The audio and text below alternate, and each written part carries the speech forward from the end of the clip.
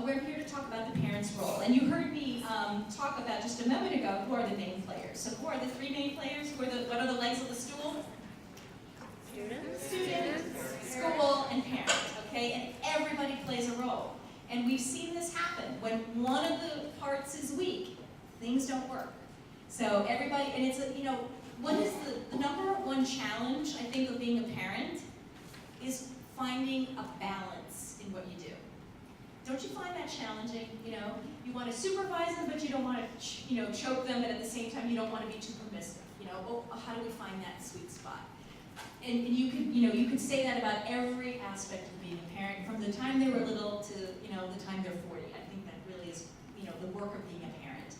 And the college process is, in particular, a tough one because of that, because we want our kids to be happy, right? I mean, we've been investing time, love, energy, money, all sorts of things in them for, 12 years if they're in middle school, for 15, 16 years if they're, halfway through high school.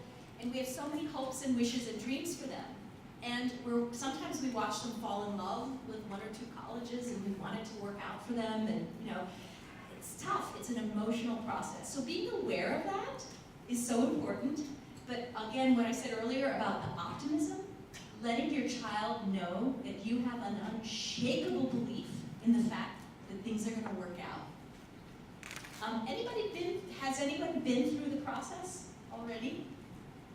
Do you find that it worked out? Sometimes in unexpected ways, right? We have kids sometimes who,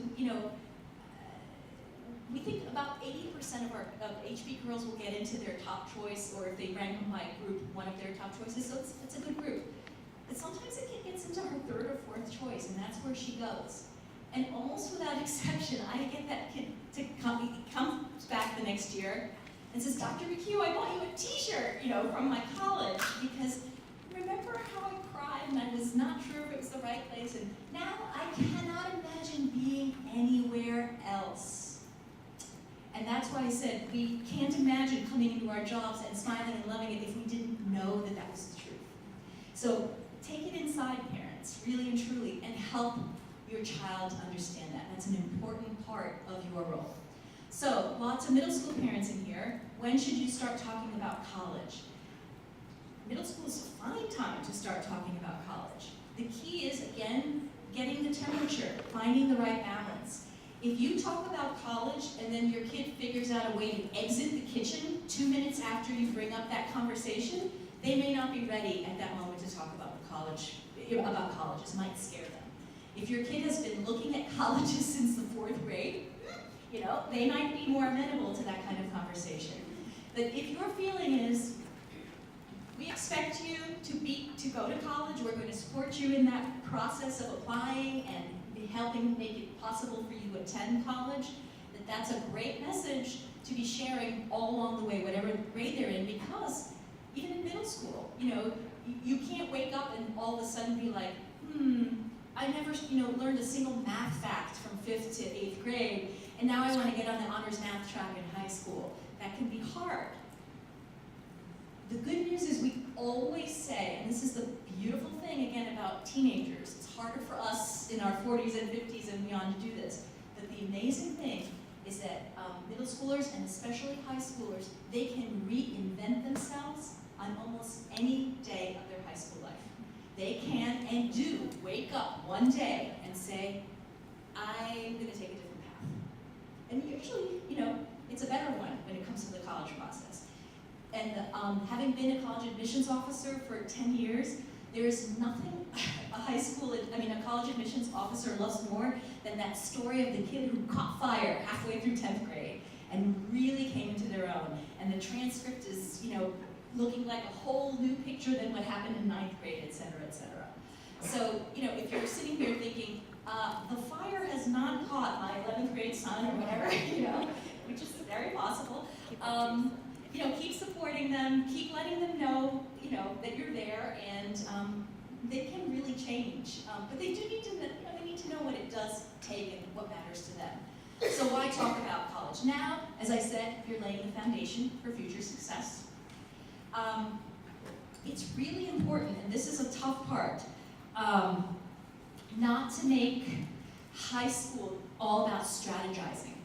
Oh, you should do debate because there was a New York Times article that said that debate is something that colleges love. It's their favorite activity. When that happened a few years ago, there was like a twofold increase in the debate clubs around America. That's not a reason to have a kid join an activity. We often loved in admissions to be like, this kid is a hang glider, They've been competing in hang gliding events, they exist, believe it or not. Or they're competitive fiddlers. I mean, I've read everything. And the kid who does whatever it is that they do because they love it, it's palpable in a student's application. And the kid who is dotting I's and crossing T's just to look good, to do the things that matter and that colleges like, I don't know how to explain it, but all my admissions officer friends will say the same thing. They read flat. And they don't want a flat kid. The more competitive the school is, I just got Columbia University's profile in the mail 2 weeks ago. Guess what their admit rate was at Columbia? 12%. Somebody said 12%, it's lower. 4. Somebody said 3. Well, if that's the case, I think I would go crazy. That's crazy. About 7%. So, said a different way, 93% of the applicants did not get a spot who applied to Columbia. And Columbia will say that between 75 and 80% of the applicants are admissible. So if you read like, okay, I haven't put my heart into any of this, I'm just going through the paces and doing what I think you want me to do, Columbia, you're going to read very differently than a kid who is writing excitedly about whatever the activities are. Counselor or teacher who talks about their genuine passion and connection and growth in whatever the activity is. The kid who will interview and be so excited that the interview lasts 90 minutes because they have so much to talk about because they love what they're doing. That kid is a different applicant than the kid who's just trying to do the right thing. And the good news is, the kid is happier, so the path actually of happiness also plays out in the college process. So that is a really good thing. So don't be about strategizing, rather help your child to enjoy high school and other opportunities. And as I said earlier, show optimism to your child. Things will work out. There are so many ways to be happy. So parents, what should you do now? Help your child become a good reader. I don't know how to emphasize that enough. Kids don't read anymore. At least they don't read something that isn't just a brightly lit screen. And I talked to you earlier about the SAT versus the ACT. Kids that do well on the SAT, they're good readers. It's a vocabulary-rich test. You cannot become a good reader overnight. We tell kids, read a variety of genres. Read Jane Austen, read the New York Times, read every kind of thing in between.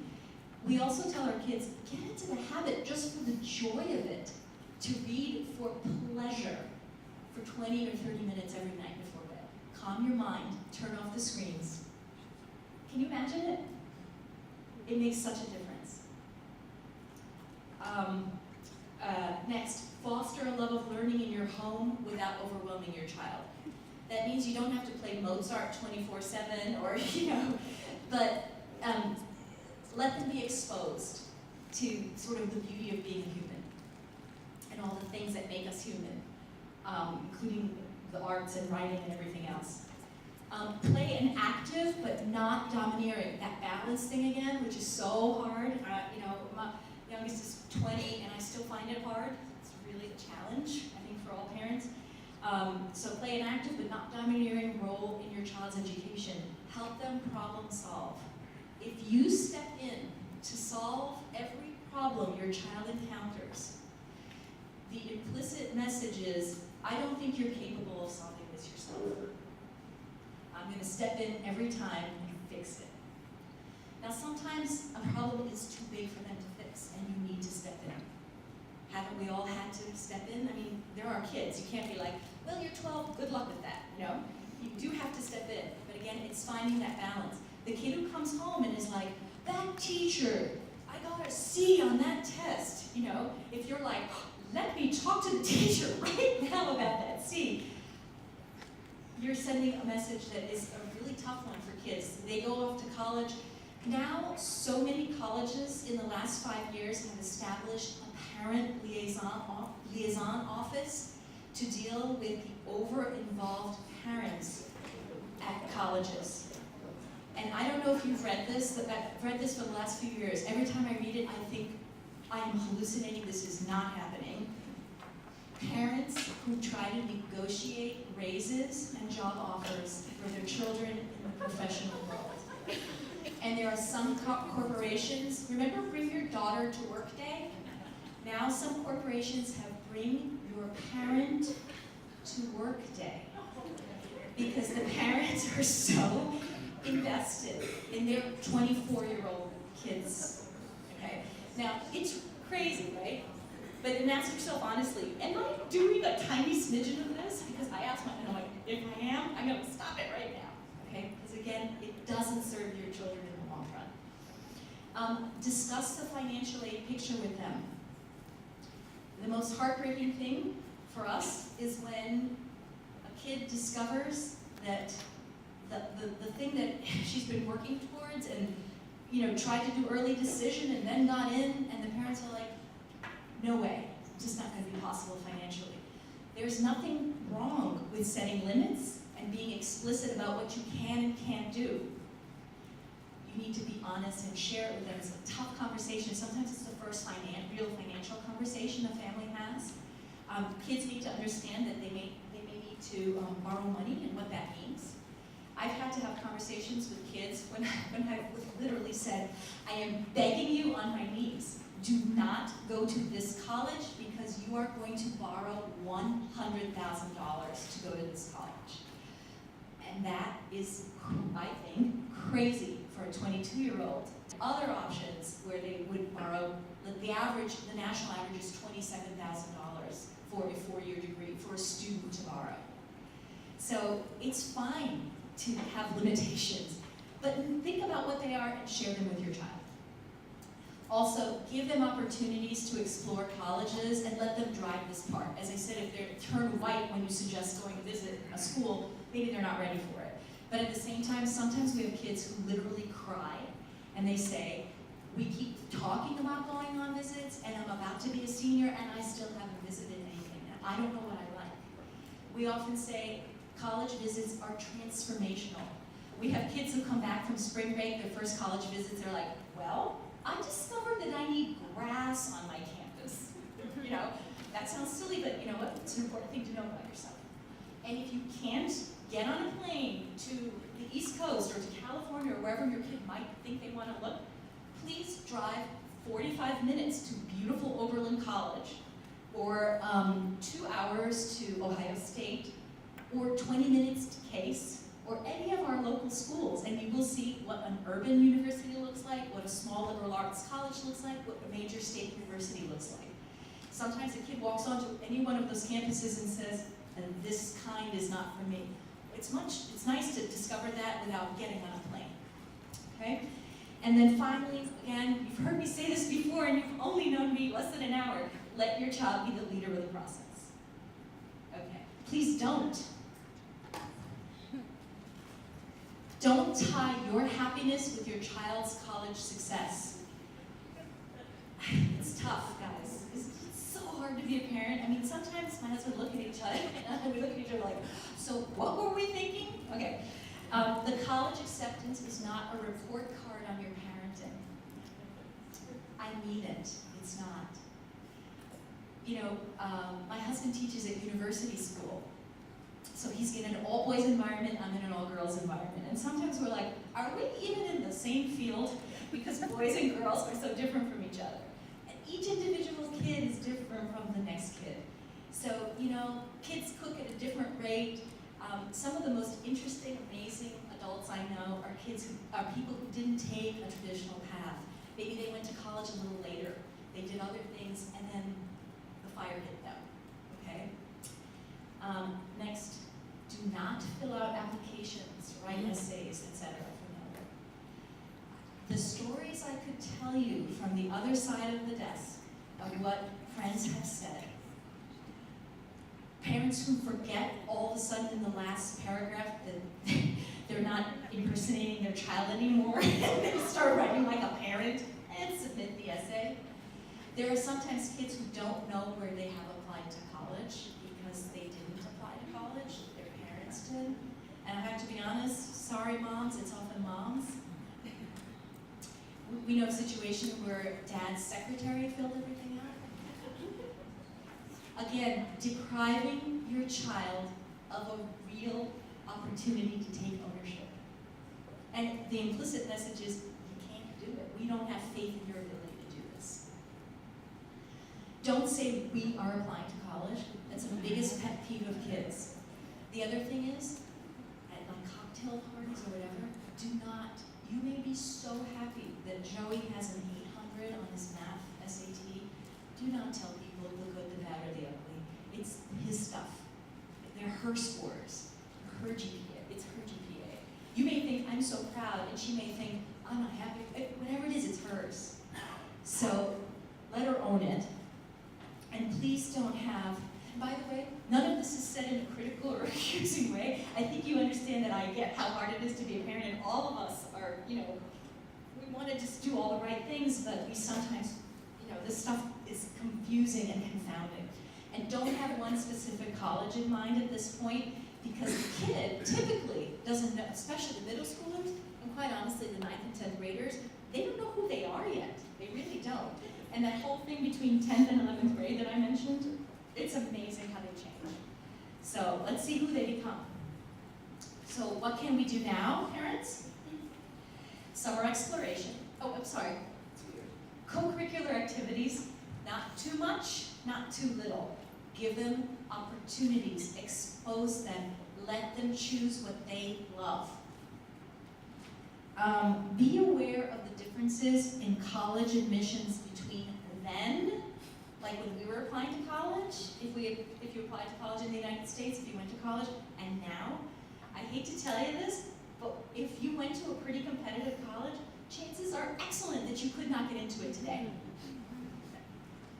Sometimes I have a parent that says, she is like 1,000 times smarter than I was 30 years ago, and she's talking about a school that was a safety school for me.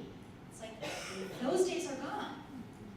I mean, when I was in college, in high school, like Middlebury was like a good safety school, a good school in New England. Now, Middlebury is as hard, if not harder, to get into the vast majority of the Ivies 20 and 30 years ago. So why is that? Why is that? First of all, the numbers of applicants have tripled and quadrupled. And the sizes of the colleges, of all these competitive colleges, have not changed. So, it's crazy. There were 31,000 applications to Columbia this year.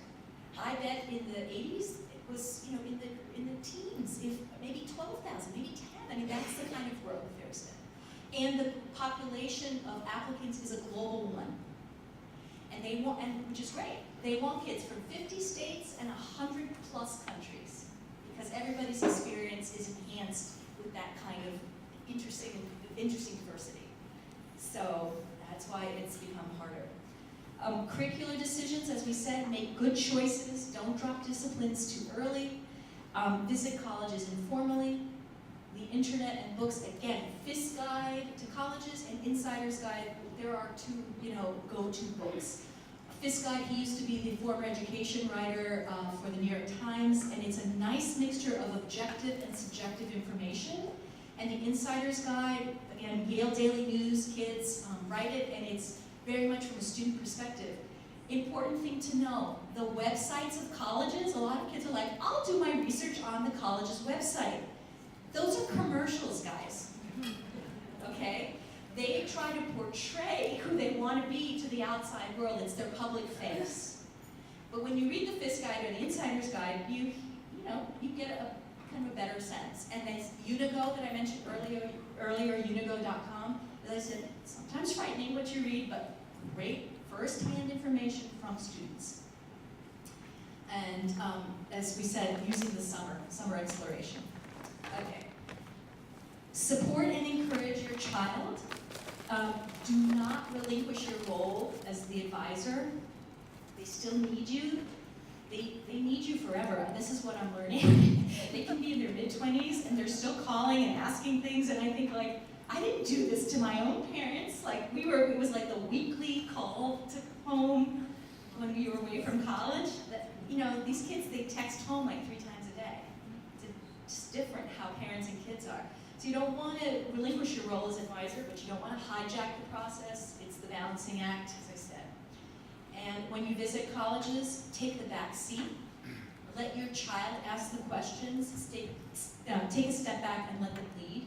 There are some colleges that actually have tours that separate kids and parents. Bates does that, so when you get to the admissions office, they're like parents on this side, students on this side. Now, as I'm a college counselor, so I visit 20 to 40 colleges every year. And my poor husband, the math teacher at US, who has summers off, often comes with me. So he's gone on 8,000 tours. When we started doing the tours and info sessions for our own daughter, the second tour, he's like, "What's wrong with you?" And I said, "What do you mean, what's wrong with me?" He said, "You're not saying anything." Like, when I do those tours, I'm representing 80 Hathaway Brown girls, and I have a million questions. When I'm on this tour as a parent, I'm in the back of the line, she's at the front, and she's there to ask her questions. He didn't recognize me because I switched and put on a parent hat as opposed to, I'm a college counselor, I'm going to make the most out of this. It's tough, but oh my God, the eyeball rolling that kids engage in with the tour guides, like, I'm so sorry that she just asked her 30 question. Don't judge me, but you know, and again, what are we trying to do as parents? We're only trying to do our best.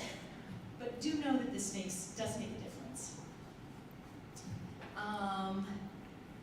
A good driving philosophy for all this, college is a match to be made, not a prize to be won. And we tell the kids this, it's like, you're the one that has to go for 4 years and enjoy every day of that. It doesn't matter what the sweatshirt says, or what the sticker on the car says, or whether your dentist has ever heard of your school. You know, it's like, is it a good match for you? Are you going to thrive? Are you going to grow? Do you know what your desires, your wants, your needs, your goals are? And is this a good place to help meet those things? That's, you know, the thing to do. We talked about institutional priorities, so things you have control over and things you don't have control over. What do you think in the college process kids have control over? What can they actually really do something about as they're applying? Their essay? Their essay, a huge, huge thing. You cannot change the grade you got in 9th grade algebra, right? That ship has sailed. That lives on your transcript. You can't change that. But you can say, I'm going to put time, effort, and genuine thought. We often tell the girls it takes like 3 times as much thought. You know, it's thinking more than writing. Think, process, talk to other people, bounce ideas, and make sure we tell the girls, if you press submit and you feel like you've said what you wanted to say in an essay, you can really handle whatever the response is, because you feel like I did my best. The kid who's doing it at pressing submit at 11:59, the night it's due, in a panic, is not feeling good at 12:01. And then it has 4 months to wait, knowing I screwed it, you know, I screwed that up, I didn't do what I wanted to do. And things, you know, essay is one of the biggest things. All right, I'll let you go. I'm so sorry to get to finish, almost done with the PowerPoint. Thank you so much for coming, and it's a great journey.